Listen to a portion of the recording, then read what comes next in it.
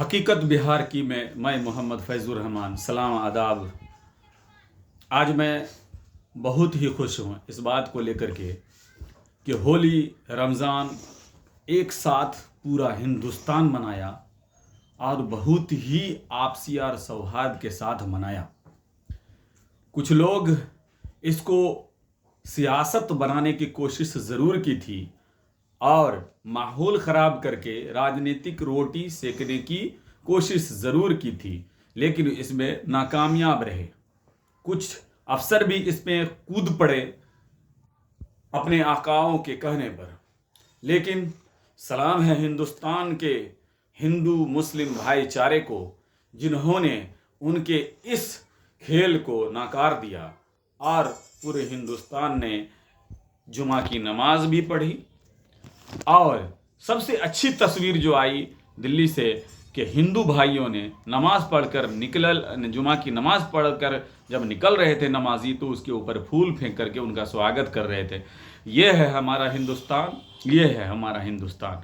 सलाम है हिंदू भाइयों को, सलाम है मुस्लिम भाइयों को कि आप लोगों ने एक बड़ी जीत हासिल कर ली है जो लोकतंत्र को मजबूत करता है।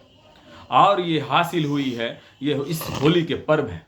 कुछ लोग हर पर्व में हिंदू मुसलमान करना चाहते हैं। जब बकरीद का टाइम आएगा तो बकरा काटने पर बात आ जाती है कि बकरे को नहीं काटा जाए। जब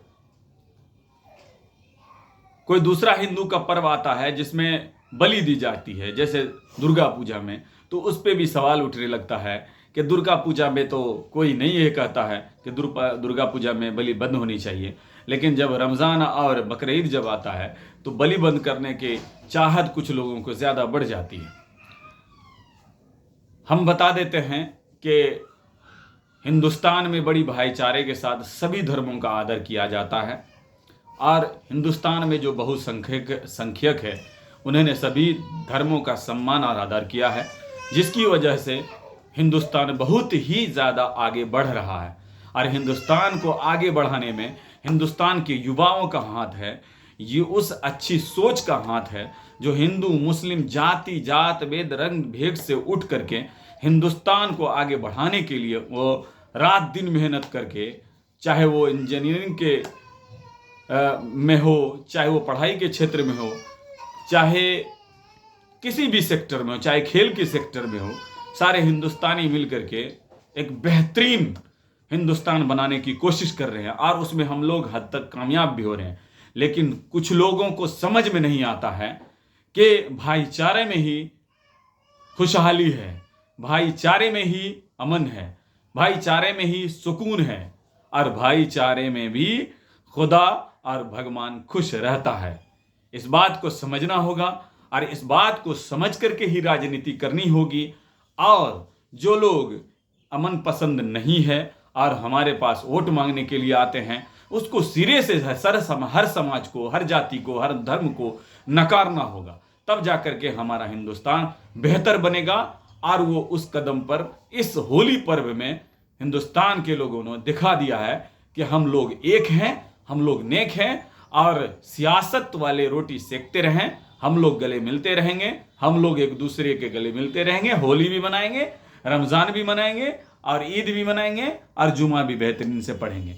ये कोई पहली बार नहीं था कि जुमा और रमज़ान एक साथ आ रहा था, जबकि बरसों हमारे बाप दादाओं ने इसी हिंदुस्तान में सभी भाईचारे से रमज़ान में भी जुमा आया और बड़ी ही सहजता के साथ लोगों ने उसको स्वीकार किया और कभी ये नहीं महसूस होने दिया कि रमज़ान पर्व में या हिंदू परेशान हो रहा है या मुसलमान परेशान हो रहा है। लेकिन इस बार कुछ लोगों की परेशानी इसलिए बढ़ी क्योंकि उसकी राजनीतिक रोटी जो है न टुकड़ों में बंटती हुई नजर आ रही थी। उसको जोड़ना चाहते थे धर्म और जाति को लड़ा करके, लेकिन कुछ लोग बड़े बड़े चैनलों पर बैठ करके ये बात कहते हैं और कहलवाते हैं कि किस तरह से राजनीतिक ध्रुवीकरण किया जाए, और उसमें हमारे बड़े बड़े चैनल वाले भी फंस जाते हैं।